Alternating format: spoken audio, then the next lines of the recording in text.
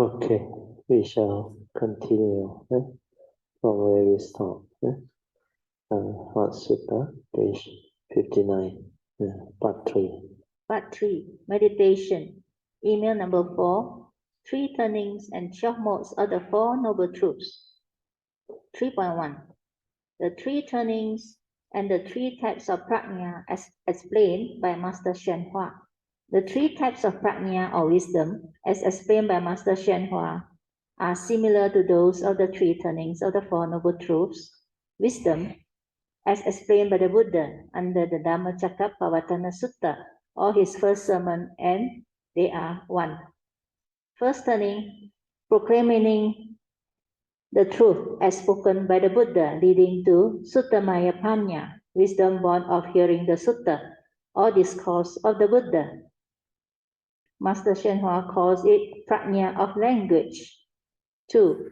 Second turning, reflection, contemplation, and inquiry into the truth, as proclaimed by the Buddha, leading to Cintamaya Panya, wisdom born of constant contemplations, inquiry, and reflection on the truth, as proclaimed by the Buddha. Master Shen Hua calls it the prajna of contemplative illumination. 3.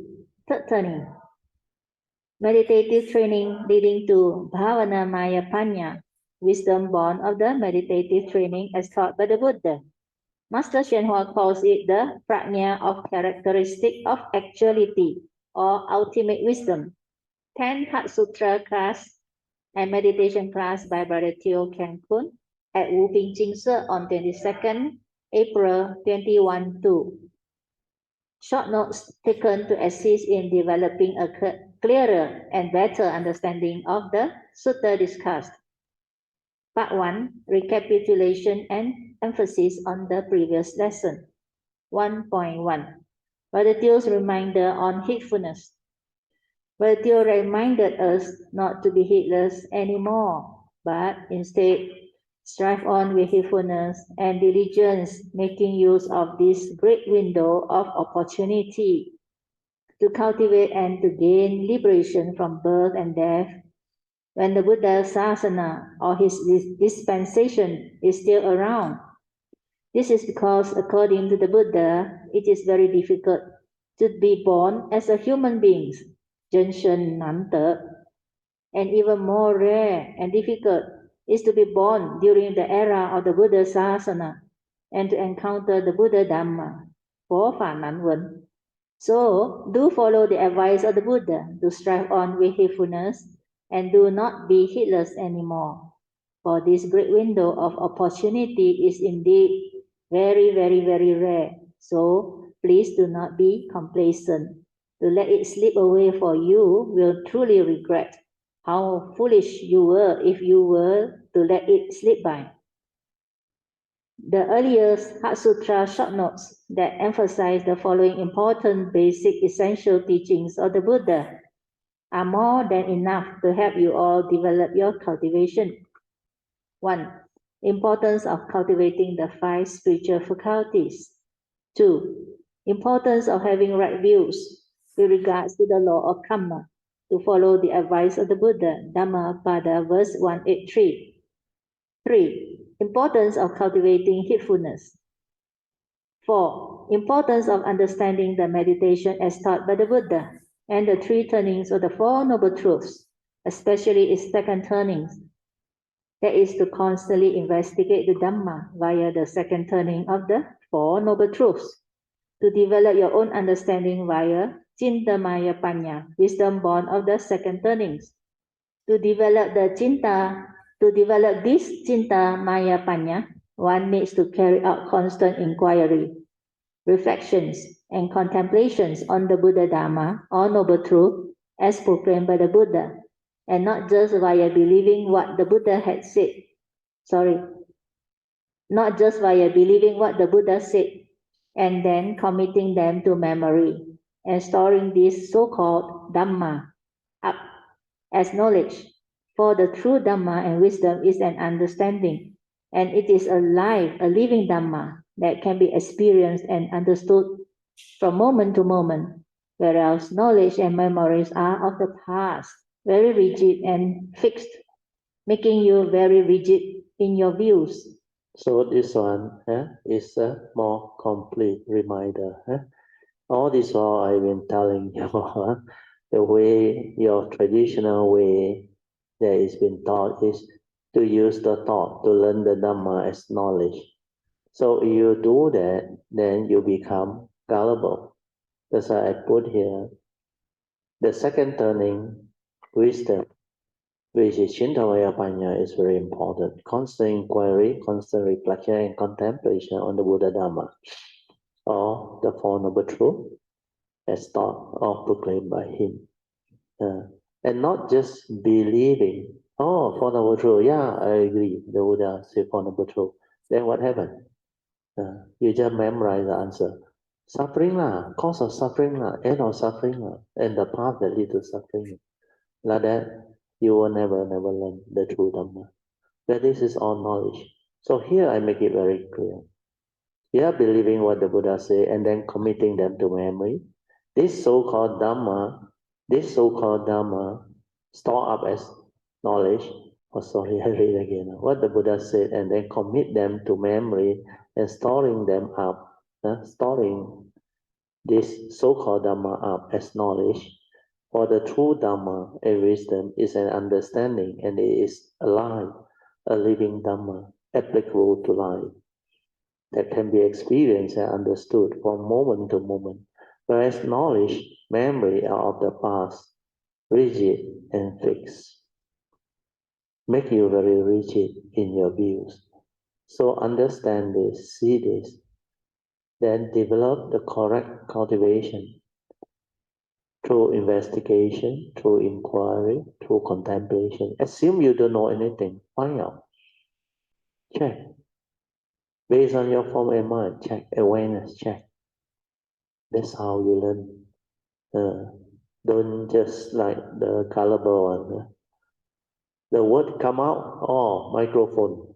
You never look at it, you never understood what this thing is. Because people tell you, microphone. So you say, microphone, what is there to see? I know. But do you really know why this is microphone? Did you perceive it fully? Do you truly understand what this thing which has no name, no concept, become microphone? English, of course. So all this is what awareness is. Awareness look at things differently. The thought look at things differently. The thought is limited. That's why it is happy with that word and the concept. It never see. Do you understand now? The one that see is the awareness without word on. The truly direct see. Seeing things as they are. So don't fall into that trap anymore. Okay? Continue. Anyway. Part 2, Heart Sutra Lesson 10, Commentary, page 11 to 15. 2.1. What are deviant views? Deviant views mean deviated or wrong and devious views born of delusion that can condition one's suffering and misery. 2.2. What is affliction? Affliction is mental suffering conditioned by one's three evil roots of greed, hatred, and delusions. 2.3. The unmoving mind of true suchness, the true mind with the enlightenment factors of samadhi and upekkha or equanimity. 2.4. Why 7 years maximum or 7 days to realize the enlightenment? 4 foundations of mindfulness. Question. Why did the Buddha specifically state the duration of 7 years maximum or 7 days to realize the enlightenment of at least an anagami, if one were to maintain these 4 arousing of mindfulness or satipatthana practices, as taught by him? Brother Teo answers, the 4 arousing of mindfulness or 4 foundations of mindfulness, as taught by the Buddha, is very unique because, according to the Buddha, this 4 arousing of mindfulness is the only way for the purification of beings, for the overcoming of sorrow and lamentation, for the destruction of suffering and grief. for reaching the right path, for the realizations of Nibbana. Then the Buddha continued telling the bhikkhus, verily, O bhikkhus, should any person maintain this four arousing of mindfulness in this manner for 7 years, for 6 years, until for 2 years, let alone a year, for 7 months, until 2 months, 1 month, half month, or a week, 1 week, then by him again, one of the two fruitions is proper to be expected. Wisdom or knowledge, here and the now, or if some form of clinging is still present, the state of a non-returner or anagami. This is the assurance given by the Buddha, so it is worthwhile to give it a try, isn't it? Just sacrifice a maximum of 7 years to cultivate the Satipatthana and your future existence, should you choose to come back. It's all set and taken care of. There is no more fear, worry, anxiety, sadness and sufferings, etc. From then onwards, worth the while, isn't it? The other reason is basing on the Avijja Sutta. Cultivating the four arousings of mindfulness is step 8. And this step can only be effectively cultivated when one had completed the cultivation of step 1 to 7, especially step 4, Yoniso Manasikara, 5 Sati Sampajanya, or step 5 is Sati Sampajanya, step 6, sense restraint, and step number 7 is the 3 ways of right conduct, where you are assured of realizing at least a Sotapanna or a Sakadagami. So strive on with heedfulness and do not be heedless anymore. Part 3, meditation. 3.1. Do not just believe what has been spoken, but instead investigate into all of the Dhamma or truth as advised by the Buddha via constant reflection, contemplation, and inquiry into all Dhamma. To fully understand the 3 turnings of the 4 noble truths as taught by the Buddha, once you have developed the 3 types of corresponding wisdom, you will know how to free your mind and later share your understanding with others so that you too can be a blessing to all. As thought is response to memory, so memory is thought-based and is of the past. Hence, when you cultivate based on memory, which is thought and knowledge-based, you cannot possibly realize a state that is beyond thought and beyond time. With knowledge which is not wisdom, you tend to be rigid in your views and you tend to use words, interpret them according to your views and opinion. You will also have the tendency to argue with people and perceive things as right and wrong. 3.2. The 4 right efforts within the Noble Eightfold Path. 1. First right effort is to abandon the unwholesome actions, speech, and thoughts that have arisen. 2. Second right effort is to prevent the arising of the yet to arisen unwholesome action, speech, and thought. This needs constant heedfulness or mindfulness and the initial wisdom. 3. Third right effort is to arise the right effort to cultivate the appropriate right action, speech, and thought that are still not in you regularly. 4. Fourth right effort is to continuously arise the right effort to refine upon the wholesomeness that is already in you until they become perfected, as against just to maintain the wholesomeness as stated in most texts. A new chapter 11 Heart Sutta class and meditation class on 29 April 2012. Short notes taken to assist in developing a clearer and better understanding of the sutta discussed. Part 1. Recapitulation and emphasis on the previous lesson. True suchness or Lulu Putong. Our true mind or essence of mind is always there. true suchness or Lulu Putong in Mandarin. This is the reason why you cannot practice mindfulness or sati, and you cannot try to be mindful, because this is the reason why you cannot practice mindfulness or sati, and you cannot try to be mindful, because the trying and the practicing or noting and doing, etc., are always by the thought. If one does not understand this true principle of the true mind, that is, the essence of mind is already there, and we don't have to do anything to be mindful, because the moment you are silent with inner awareness, you are already naturally mindful and heedful, and you will be able to see things as they are naturally, to understand the truth and the reality arising within the moment. For if we do not stir the mind or cause it to arise the thinking via our heedlessness or conditionings born of wrong views, then our mind will be quiet and silent without thoughts.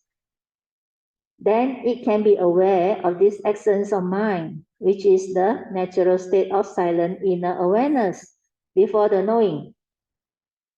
Hence, mindfulness or sati, which is the silent inner awareness, will automatically shine forth from the nature within, because man can only do one thing at a time.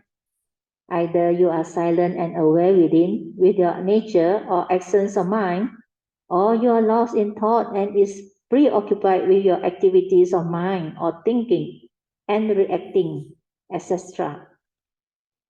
Just like the analogy of the sun is always the sun is always there and its rays ever shining, but when the clouds are there, its rays cannot be shine through. Its rays cannot shine through. So similarly, your thoughts, your various emotions and reactions or stirring of the mind are like clouds obscuring your true nature or true mind from shining forth. Hence, your inability to see things as they are via the direct seeing with your silent and true mind. According to the Sutra on dependent origination, as taught by the Buddha, the first three links are avijja, paccaya, sankhara. Then sankhara, paccaya, vijnana, that is dependent on ignorance, arises sankhara, or mental thinking or activities. Then, dependent on sankhara or mental activities, arises mind or mental consciousness or vijnana. This is just a pure consciousness or awareness before knowing, or the perception and labeling, etc. There is no one to see or to perceive, objective seeing. As the true sati is without the observer, there is only an awareness of the phenomenon or the impersonal process or dependent origination arising from the pure awareness or the essence of mind, which is the unconditioned, and without the thought, which is part of the egoic mind, or as per what the Buddha had often said, in the seeing, there is only the seeing consciousness, and there is no one to see or observe, because they are all conditions arising naturally and causal phenomena. So this is the true understanding of anatta within the dependent origination teaching, born of right view, hence no more sakkaya ditthi or self-delusion. It is delusion that conditions the living beings to cling and grasp onto the five aggregates of form and mind, or the mundane mind. This is the main cause of one's suffering. And because of the first two lines of the dependent origination, avijja, paccaya, sankhara, every moment of consciousness, you will think and stir the mind because of your ignorance that conditions your habitual tendencies to think the wrong thoughts. And this is how one becomes heedless. So if there is no wisdom or yoniso manasikara or wise attention, at every moment of sense experience, then the mind will be conditioned into craving via the link Vedana Pachaya Tanha, or dependent on feeling, craving comes to be when there is no wisdom or wise attention at the moment of the sense experience. Part 2, question and answers. 2.1, the state of non-returner or anagami. Question 1, why did the Buddha say, verily, O bhikkhu, should anyone, not necessarily a Buddhist, who cultivates these 4 foundations of mindfulness in this manner for 7 years, then by him one of the 2 fruitions is proper to be expected, sainthood in the here and the now, or if some form of clinging is still yet present, the state of a non-returner or anagami, the 3rd stage of the supramundane enlightenment. And why not at least a sotapanna or a sakadagami is to be expected? Relatives answer, very likely it is because the Buddha knew that the 4 foundations of mindfulness is such a powerful cultivation that it can lead to at least the realizations of anagami if some form of clinging is yet present. The other reason is, in the 4 foundations of mindfulness cultivation, it is stated that only after overcoming covetousness and grief, one can cultivate the mindfulness of Kaya, Vedana, Chitta, and Dhamma Nupassana. As the Sotapanna and Sakadagami are still not free from the factors of ill will and sensual desire or covetousness, and they still have to come back to the sensual realm for at least one more life. This is the reason why the Sakadagami is also called a once returner, whereas the Anagami is called a non-returner, one who has no more delusion, but still some form of minor clinging and conceit. The Anagami will be born into the pure abode within the form and Brahma realms. The 10 steps of the Avijja Sutta is also very clear on this. The 4 foundations of mindfulness is step 8 of the Avijja Sutta, to be cultivated only after step 6, sense restraints, and step 7, 3 ways of right conduct, have been cultivated. 2.2, why the Bodhisattva way of cultivation is not much emphasized. Question 2, why is the Bodhisattva way of cultivation not much emphasized in the Theravada tradition? What is emphasized is mainly the sainthood ways culminating in arahantship. Brother Teo answers, the Buddha at that time in Kosambi gathered a handful of leaves in his hand and explained to the bhikkhus then its essential meaning. The Buddha said, even so, monks, many are the things that I have fully realized, but not declared unto you.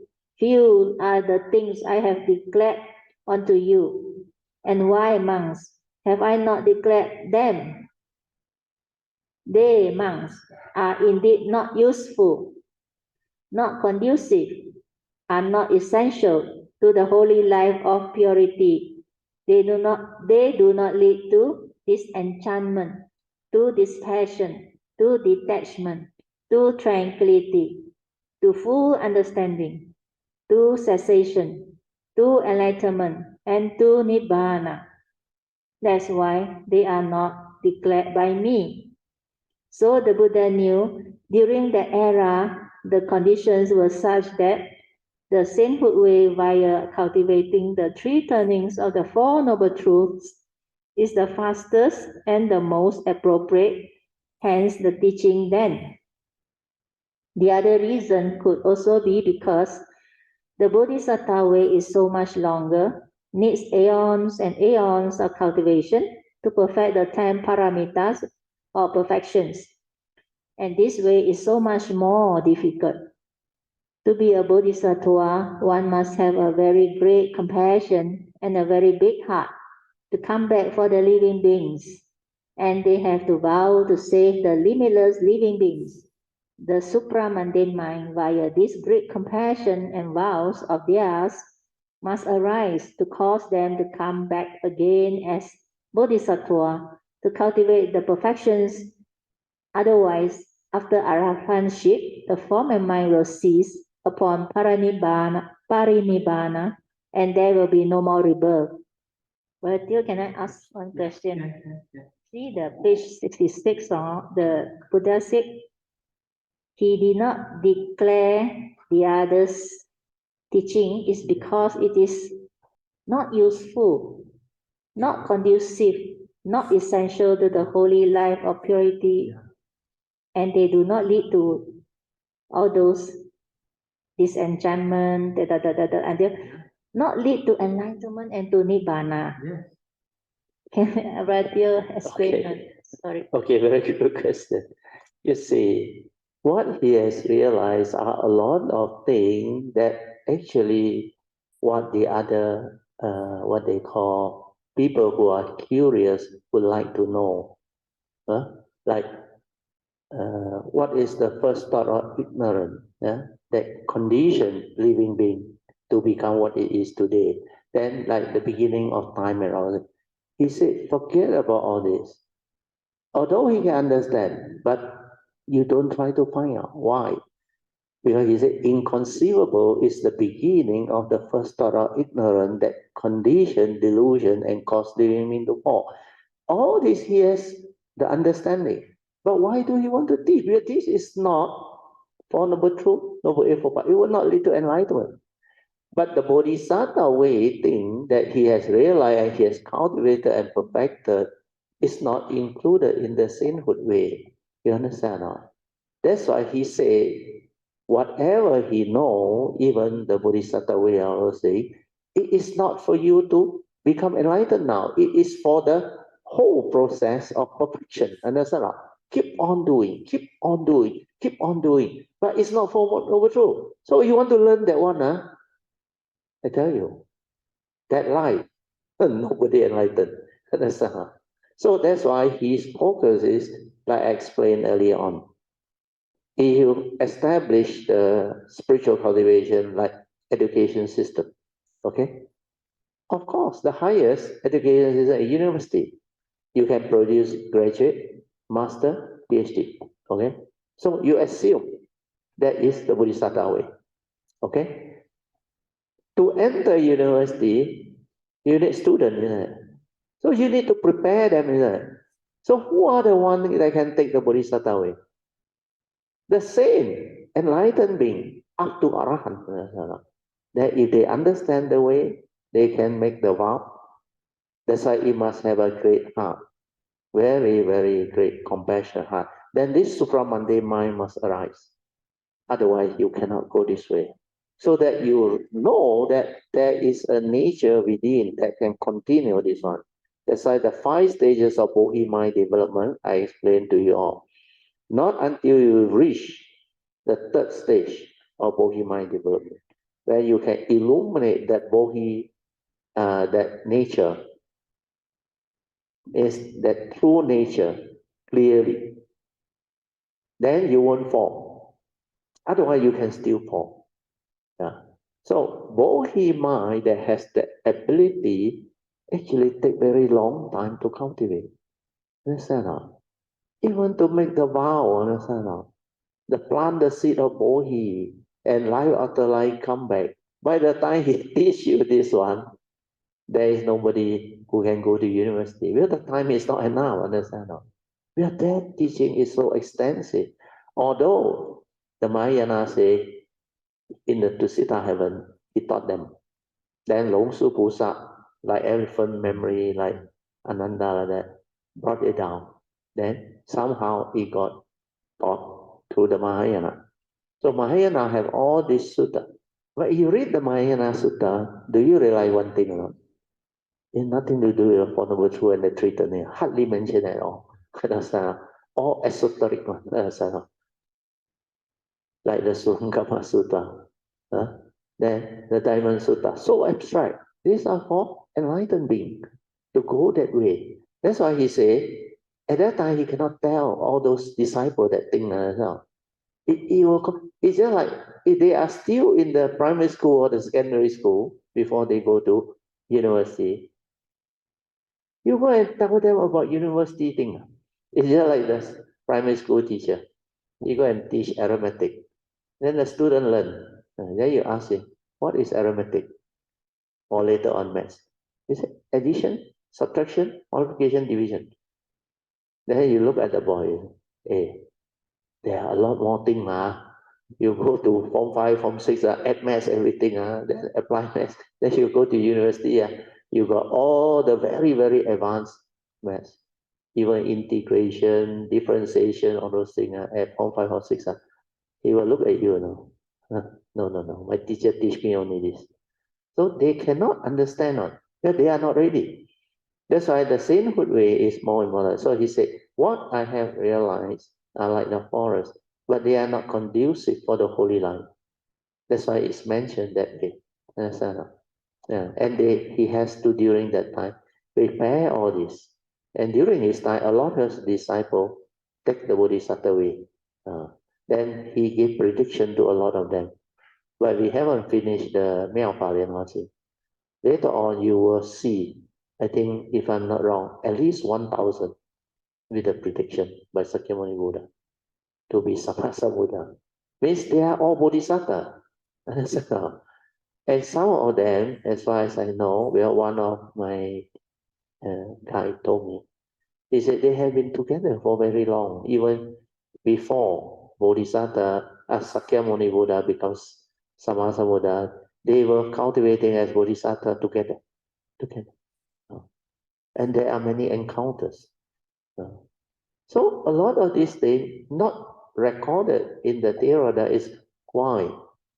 Because if I'm teaching primary school students, there's no reason for me to go and tell you all those things.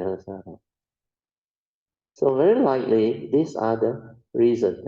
Hope it develop better understanding. Yeah, now is Yeah. That's why I say it's a good question. People listen to the word, then they panic, not useful, not conducive, not essential for the holy life really. Then why I want to learn? That's why a lot of people say, your sainthood way already very contented, really happy already. So tapan, and now 7 line maximum, I become arahant. So their thinking is all thought-based. So they use this to be the basis. But to have the condition to go to Bodhisattva is actually an affinity and parami. Once you have the affinity and the parami, you will know, oh, this way is so different, so extensive, so rewarding. That's why they will go on. And they don't have to worry about eons and eons. This only the one haven't become, I think, haven't become any of the Arya. They'll say, then they will quote, like I heard a lot, even this era. I remember during the 80s or 90s, I heard they say, hey, you take the Bodhisattva vow. You want to go to Bodhisattva vow. It block you, you cannot become Arahant, no. You heard of that, no? Yeah? How many of you heard of that? It's crazy, you understand, no? But they say, Achaman, give up the vow, understand, no? Then become Arahant. Otherwise, it block you. So people have that type of idea and concept. So you have that type of thought-based thing that doesn't understand, then you will think along that line. That's why you cannot blame them. So then when I heard that, I just keep quiet. I just smile. I said, up to you. If you don't understand, you will say like that. But you understand, you will have an open mind. Understand? Because when you have that delusion or craving to want to be an arahant, this line, what is that? Like Ajahn Chah said, don't try to be an arahant. You cannot have the craving and desire to be an arahant. Arahant is a wisdom that awakens and all the 10 factors severe. Then you become an arahant. It's not a thought that I want to be an arahant. That's why I want to give up this. When you don't have the awareness-based type of understanding, you tend to act and speak in that manner. So it's okay. The world is the world. People with that type of understanding or that type of training, conditioning, they are just the way they are. And they will say all this, and which is very common at that time. But nowadays, I don't know why, I didn't hear any of this. Very few that like dare to say negative thing about Mahayana now. I realize. I don't know about you. I didn't hear for the last 20 years already. And people have faith in the Mahayana Sutta, especially Hatha. Oh. So things are evolving, becoming different. At that time, Malaysia very dominated by Theravada teaching. And Theravada teaching, some books even write, nowadays you can't even find a sotapan. Very rare, is it? You can find one, you're very, very lucky. So that is what they believe in. But they are just the way they are. Understand? So let things be. If you want to argue, you will go the wrong way. You will debate with it. So let things be. Because unless you understand, you can never understand the other way. So there are a lot of things about cultivation that is not taught when you are not ready. It's just like before you are ready with the condition. A lot of things that I understand, I cannot share with you. Understand? It's the same. If I share with you, you all run away. There is one possibility. Otherwise, you all become like laggy panic. Understand what is all this? So you need the timing, the causes and condition for things to unfold. That's why in the Maya Sutta is mentioned he taught over 5 periods. Understand? His teaching taught over 5 periods. So that 5 period was recorded in the Maya Sutta. Then the Bodhisattva way one was towards the end, the last two. He taught. So once you have the full understanding of the complete teaching, you will have a different understanding of what this cultivation is. Then that time you look back, how to talk to people who are still so far behind. It's just like they are in private school. They tell you no, arithmetic only, addition, subtraction, multiplication, division. How to argue? He said, my teacher says so. But he only learned this. So this is what the possibility of reason why Sakyamuni Buddha at that time mentioned this. So that he shut you off. Totally don't try to find out until you are ready. Understand? It's just like last time I told you, I said, don't try to know. Don't try to do. Understand? If you are not ready, you will panic, you will run. No. Well, later on, only I can explain because the knowing is the doing, is by the thought. And you can only understand this when you have mindfulness and awareness. So similarly, the lightning, this is what happened at that time. Okay? Okay. Thank you, Vaidya. 2.3. Second aspect of 5 aggregates of form and mind. Question 3. Can you elaborate on the second aspect of the 5 aggregates of form and mind? Vaidya answer. The first aspect of the 5 aggregates of form and mind is as a human being. As a human being, we have a physical form or body and a mind. The Buddha subdivided the mind into 4 more aggregates of feeling, perception, activities of mind or sankhara, and consciousness. Since the mind is the knowing element, and anything that the mind knows is the form in the mind. Hence, you also have the 5 mental aggregates of form and mind within every moment of sense experience or sense door consciousness. This is the second aspect of the 5 aggregates of form and mind. And the external form enters the mind via the mental aggregates of perception, memory, perception, knowledge, or sanya. Like the external form of a Buddha image, how does this external form enter the mind? Via the seeing consciousness and mental perception via memory, right? This second aspect, which is the five mental aggregates of form and mind that arise and pass away with every moment of sense door consciousness, is the more important one that the Buddha talks about under his dependent origination or 12 links, Paticca Samuppada teaching. The text mostly explains the 12 links using the first aspect of the five aggregates of form and mind, with the 12 link occurring only once over 3 lifespans, and this type of Paticca Samuppada is of not much use. It explains that dependent on the first link of ignorance or avijja, it conditions karmic volition or sankhara.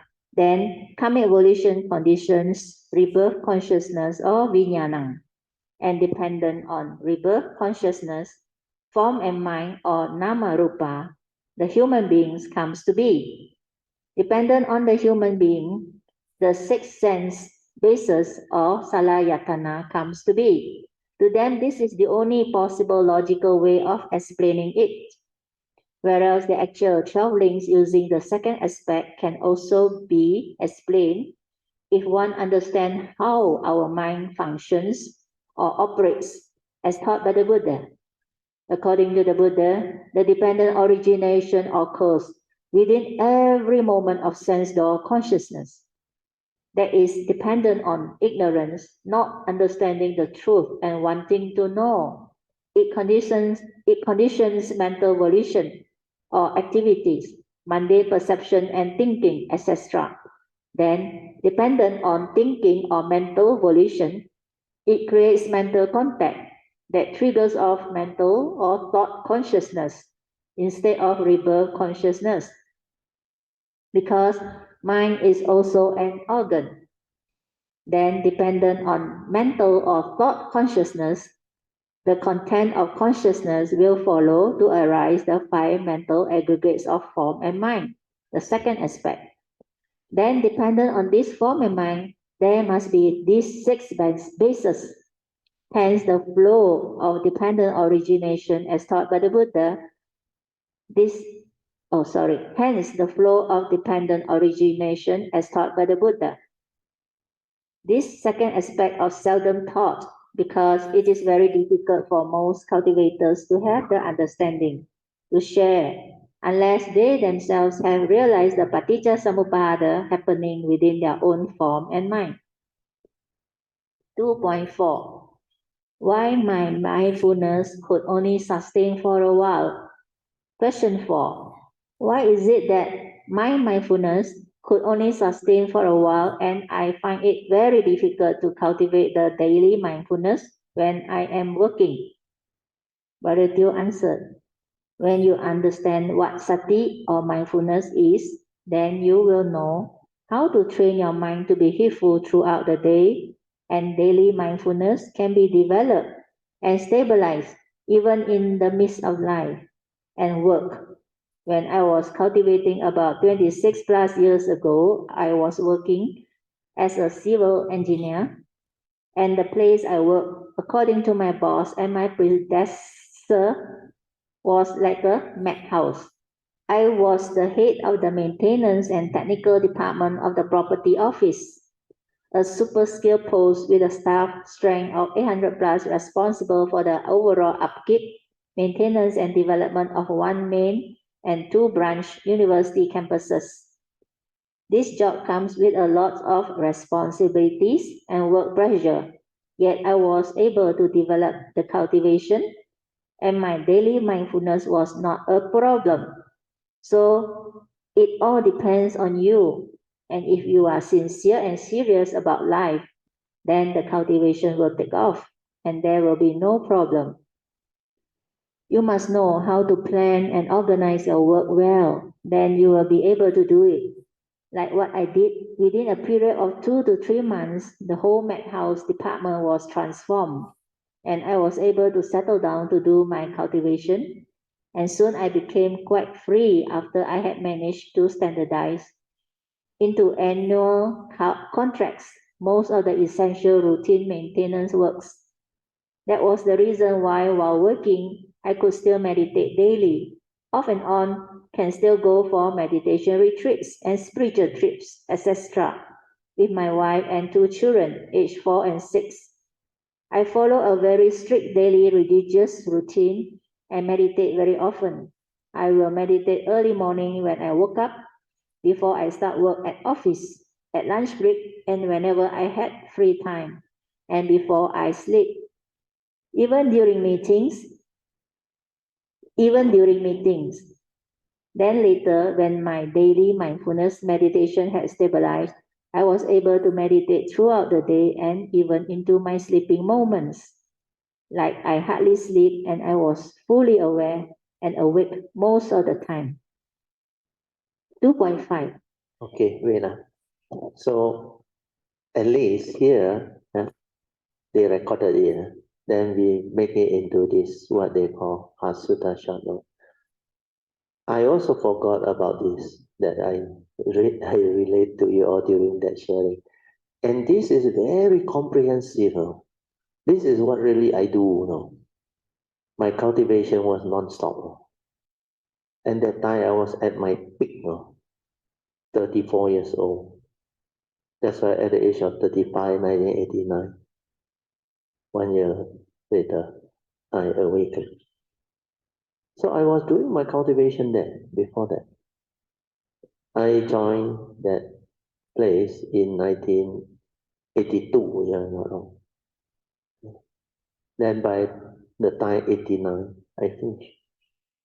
Then I know what it is. Then I want to come out to test myself. That's why at the age of 35, I resigned from a very comfortable super skill post and joined the private sector to test myself, to find out whether if I were to work for the private sector, how my mind will become. Will it be affected or what? I want to understand. That's why I came out. Then when I come out, I realized this mind that has transformed, that time the Monday mind hasn't collapsed. It's very funny. The first few days I remember I went to the office. There is a major consulting firm doing all the 5-star project, the big project. Because Shangri-La Hotel was by them. Hotel Istana was by them. And I was in this very big consulting firm. And there's a lot of work. Although I'm very experienced, I no need to read out a lot of things. But there's a lot of work. Then the old file or the new file, all the new project that I just joined, I have to take over. These are not easy to handle. Then I realize I cannot read. No, I open up the file. The understanding is like the nature tell you. You want to read, you want to suffer, you go ahead and read. Cannot read. At that time, I hasn't become normal yet. Hasn't reached the ability to develop the 看山又是山. Understand? At that time, my mind just transformed. It went through cessation. I understood the thing. Then the Dhamma all very clear. Then that time, one thing very strange. After I come back, I try to read. Then I realize I cannot read. So I have to like slow down. Then because I am very experienced, I only need the date. So I quickly skim through, read the date. Then I write down. Right. That's why I advise you all during the early days. I remember after you have the understanding and the transformation, your memory will not be like last time already. You don't try to rely on memory. You have to write down. Otherwise, split second, the thing gone. But when the condition is there, it will surface on. Then sometimes you make a note, that it will surface. But all this you have to go through. So what happened was, I start to write down in a notebook. Then with this, I attend meeting. No problem. I can handle. But the first 2 days, I remember when I come home, because so much thing to do, I sat down, I was resting. Then I saw, how come the Sankara move again? Then I relax, well, I know how to relax. Then I maintain it. Then I saw the thing slow down, slow down, slow. Then it becomes still again. Within 2 minutes or 3 minutes maximum, become quiet and still. Then after that, when I wants to like find out more, how come like that? Then later on, every time I develop the silent mind, I realize this stillness, inner awareness, inner nature is always there. Then the time my meditation, like there is nothing to do. To meditate is just relax, maintain awareness. That's why the four support I share with you. Uh, then after that, I realize everything fall into place. Uh, then all this continue for quite a while. Well, after that, I work for another. I retire at the age of 47, 46 plus actually, before 47, which means another 11 years now. So in the consultant, I worked for about 6 years anyway. I went there in end of 89. I left in 96. 6 over year or 7 years. Then 96, I joined a listed company where I haven't experienced corporate listed company, I would say. So that is the last career path where I want to go through the whole career path. So 96 until the year 2001, another 5 years, I worked in a listed company, private sector also. That's why I came to know all this. Then I saw all this, how it happened and how I can continue to do my work and live life. Then when my Monday mind collapsed, that transformation allowed me to understand all this. That's why I can fit into life. That's why I came to know the conditioned world is the conditioned world. The unconditioned world has its own set of dhamma. But these two must combine. Then the contemplation develop all the understanding of the form mind much, much deeper. Because as a bodhisattva, as a cultivator of the way, you have to know all this. Otherwise, you cannot move. Then when I inherit of my spiritual nature, all these things come back. Then very fast, I went through the whole process, like skipping through like that now, very fast. Then the mind develop the wisdom and the understanding, like it just go through. People take very long to cultivate to realize those wisdom, understanding, or those stages of transformation. But this one, like very fast one, it bring you back to the level that you have developed until where you are before you come this life as this segment of my life, Virgil. I realized very fast I reached back there. After I reached back there, then only I understand what this thing is. That's why after that I continue to share. And what the 无量易经 is what they call the I know no, more important is the 无量易经 the 慈济正言法师no 圣言法师正言 is the 法鼓山I saw his book in the bookshop. I take out the book, I flip it open. I say got such teaching one. The 无量易经. Where the first chapter is on virtue of great beings or Buddhism. Then I read, wow, what that one no. Then later on, when we finish that one, we come to the second part. You remember the second part? How to teach the Dhamma, preaching of the Dhamma. Then the third part is the 10 merits. But these 10 merits are merits of the Bodhisattva, not our 10 merit transaction. So in the second chapter or second part, where the proclamation of Dhamma, you remember we shared, you have to have extensive experience.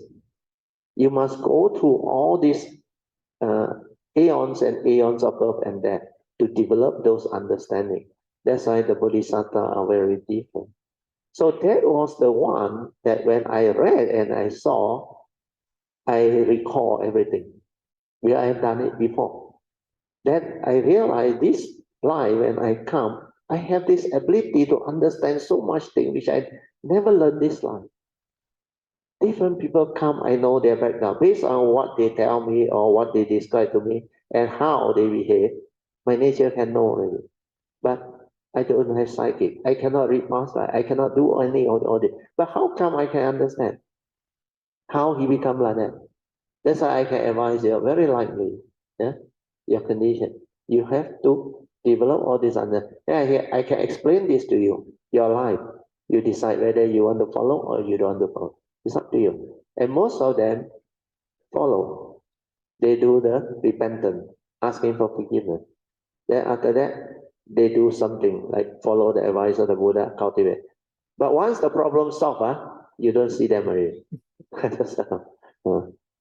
Uncle Sejong is one of them. 几次了.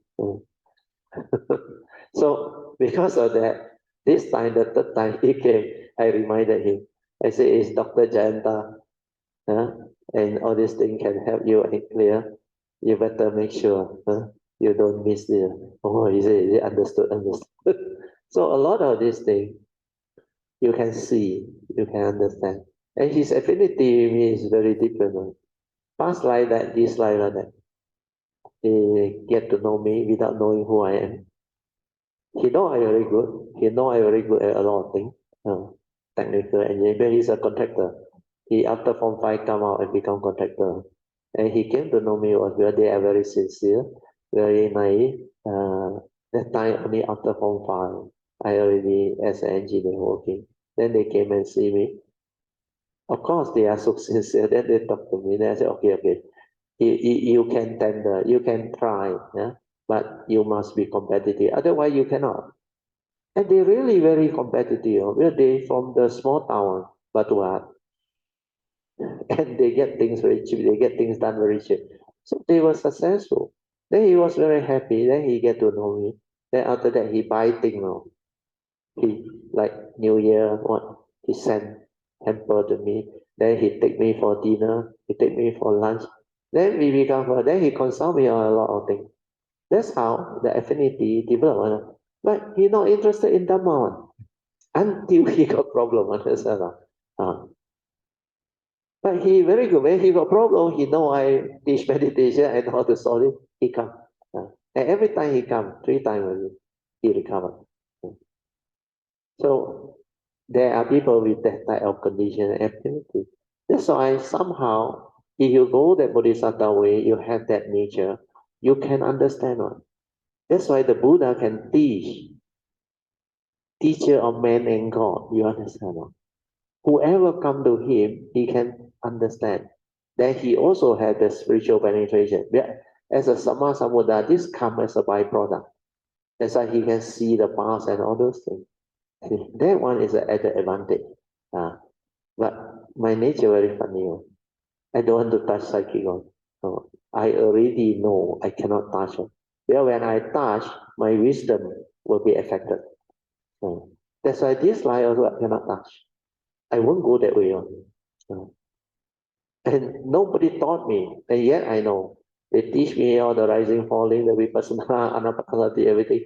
But I naturally know how to do anapanasati. Then I naturally know how to avoid energy field, focusing, concentration, development. Because that one I not interested on my nature. Somehow from the past one. Then I just investigate, listen. Then wherever there is truth, this nature understand. When it understand, it just like awaken. Then it will have faith in that particular person, or that particular teaching, or that particular sutra. So it depends on your choice. When you go that way, different people have different parameters, different, they call it strong attribute. So based on your strong attribute, you can go your way. So some is faith, some is virya. So faith is Sada, like Amitabha, the Pure Land and all those things. They don't mind going very long. Then some wisdom way, like Sakyamuni Buddha. So the wisdom way one, they do away with a lot of all those what they call, pardon me for saying that, because English very good at something. I cannot run. You don't ask me to chant. You don't ask me to do all those things. Yeah, I don't have this interest one. I only develop cultivation, wisdom, understanding. Then I do my part. But you ask me to study the Sutra, expound the Sutra, I cannot. What I will expound and share is based on my understanding and relevant to life. Make it a living reality. Can transform living being and take them across to fulfill my vow. That's it. That's why my chanting hopeless one. Don't ask me to chant. Then even the Pape Chou, I cannot remember. Understand? But I can appreciate. I have the faith. I understand what that thing is. But I cannot go and develop it one. Understand? Your mind is not to memorize on, not to do repetitive thing on. So all this is the uniqueness of the individual attribute of cultivators, bodhisattvas, great beings, cultivator of the way. But everyone is different. You have to know your strength, your talent, your past, what you have. Then work on that. Then you become very special, very beautiful. Understand? That's why I never force my children to follow me. I say I am an engineer. You don't have to study engineering. You ask my daughter, my son. So they both take IT.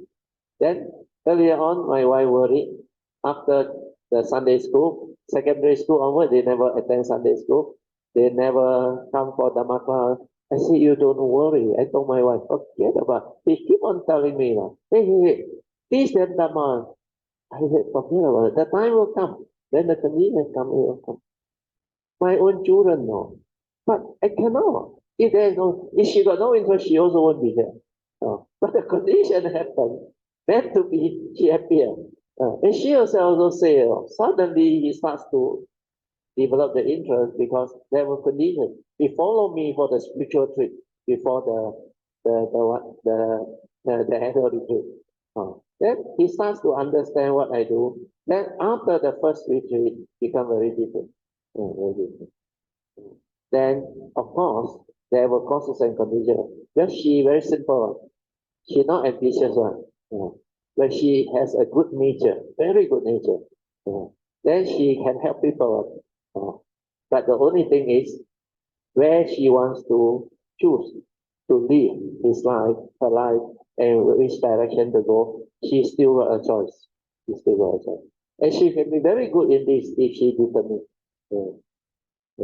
But she is not the ambitious type one. Want to go into the career field, private sector, reach very high level. She is not like that one. She is very contented with life. Simple but good nature. How did we arrive at it? Oh, yeah.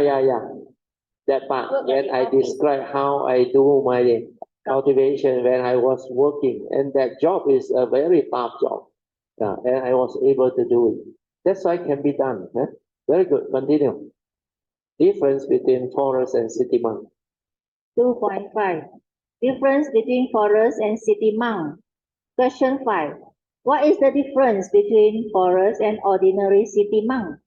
Bertil answered, it is just different terminologies used to describe these two different types of monks. The forest monks are those from the forest traditions, especially those within the outskirts of Thailand, where they still practice the forest tradition as laid down by the Buddha. That is, they cultivate following the Vinaya and the Sutra so as to be worthy of offerings, etc. And also on a daily basis, they go for Pinapata or alms round following the Buddha's tradition. However, the ordinary city monks who stay in the city monasteries or temples do not usually go for Pinapata or alms rounds, and they are usually more scholarly, and since they tend to have more interaction with worldly people, their worldly duties are more, but they also cultivate following the Vinaya and the Sutta.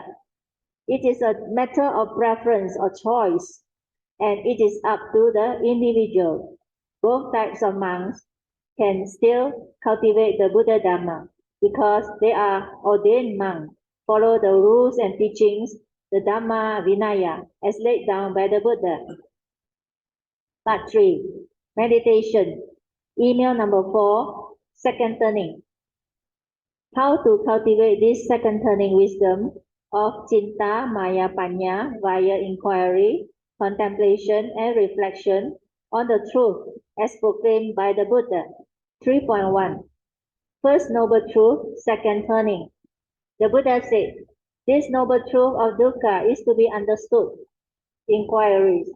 Why did the Buddha say this? It is because the Buddha knew we need to inquire, reflect, and contemplate into the truth he had proclaimed, so that we can truly understand what this first noble truth of dukkha or suffering is.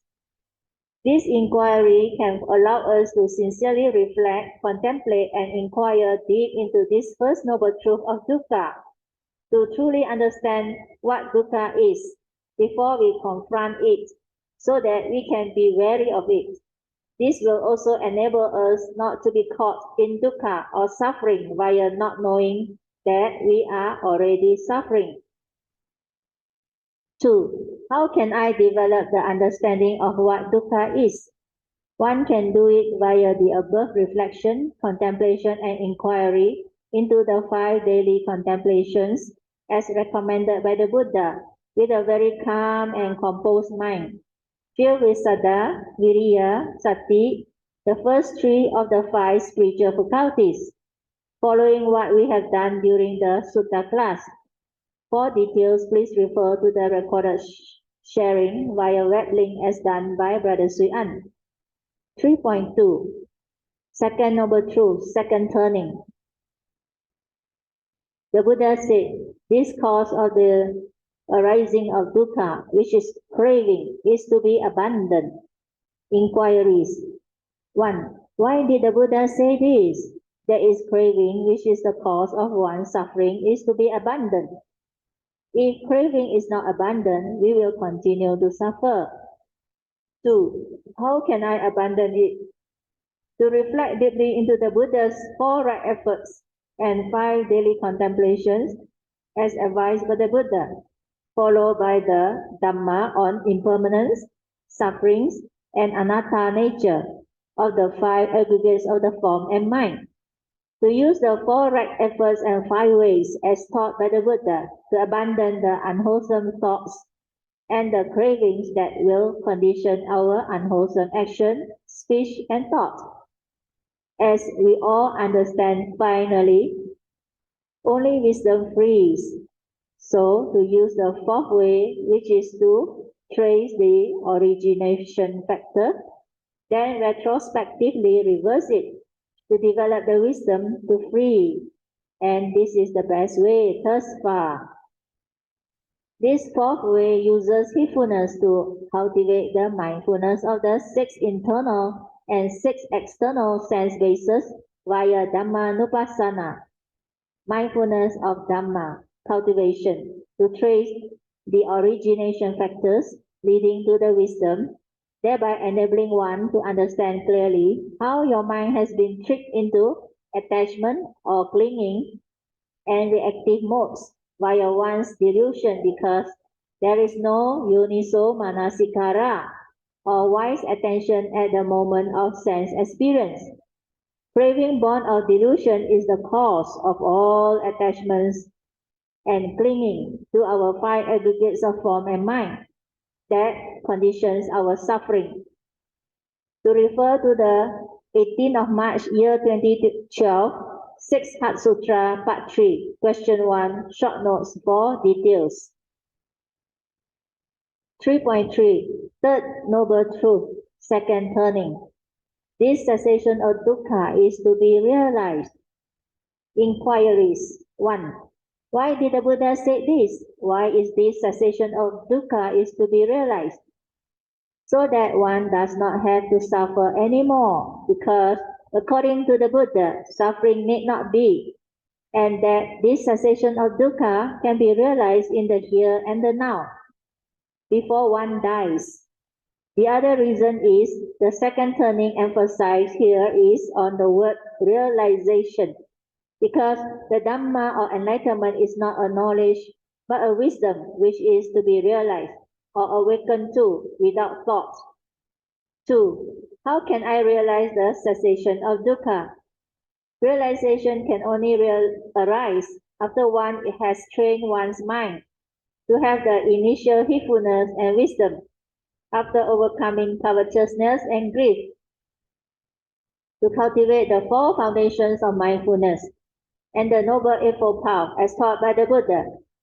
3.4. Fourth Noble Truth, second turning. This Noble Eightfold Path that leads to the cessation of dukkha is to be cultivated. Inquiries 1. Why did the Buddha say this? This second turning emphasis is on the word to be cultivated, instead of only to be understood as per the first Noble Truth. The reason being Noble Eightfold Path must be a part of you, for you to be able to live it. Hence, understanding alone is not enough. That is, you may understand, but you cannot live it. Inquiries number 2. How can I cultivate it? To contemplate, reflect, and inquire deep into all the Noble Eightfold Path factors, to develop the true understanding of what they are as taught by the Buddha. Like for the first path factor of right view, samadhi, what are the three important right views as taught by the Buddha? They are the law of karma, the Four Noble Truths, and the law of dependent origination. One also needs to train one's mind to be heedful and ever mindful with the right sati and samadhi, to see things as they are, following Dhammapada verse 23, which states that the ever mindful, constantly meditative, and the steadfast one will realize the supreme born-free Nibbana. 3.5. The third turning is always on the realization and enlightenment path. Good. Okay. Thank you so much. We can stop here. Then I just want to maybe add on a bit.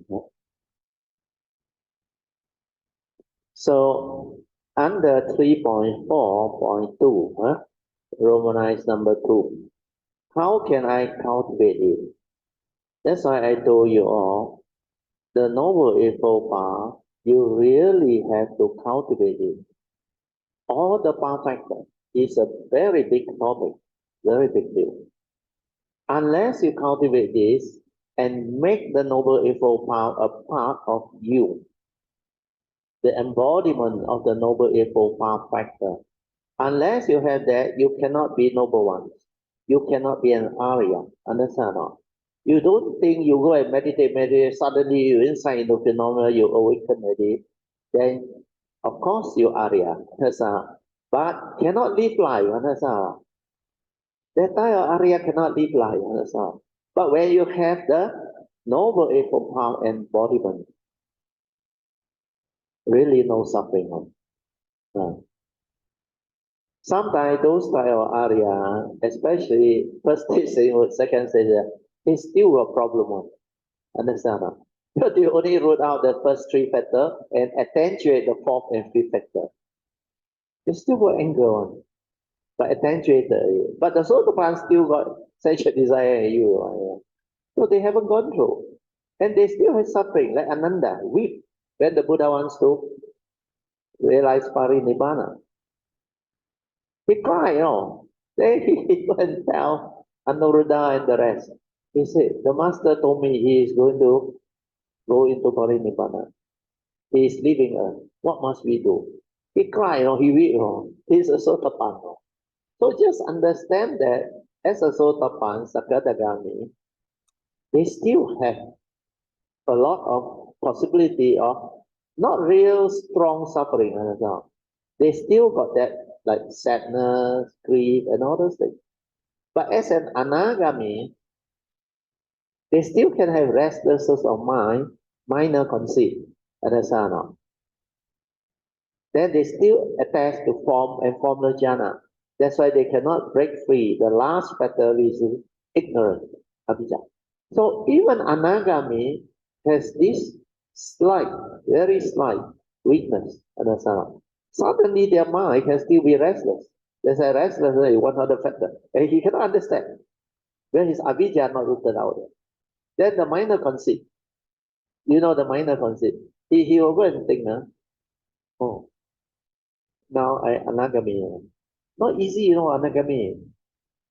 You will think like that. You know how long to cultivate. People want to realize anagami not easy. Maybe sotapan easier. So they still have this very minor concept. They still have this very minor one. But it's not a sakaya ditti, understand? But it's a conceit. Conceit, you know the meaning, like a little bit proud like that. Understand?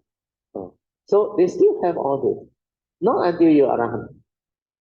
Once you arahant, no more. Everything rooted out. So this is what the Buddha actually meant when he shared all this. So the sainthood way, there are a lot, but they still have their whatever very minor kind of possibility of unhappiness and all those things. But no real strong attachment and dukkha. Yeah, once the Sakaya Ditti is severe, they understand a lot of things already. The only thing is there are still certain factors they have to deal with. They have not rooted up. That's why they still got to come back, but maximum 7 lifetimes. Then anagami non-returner, we are born in the pure effort and all those things.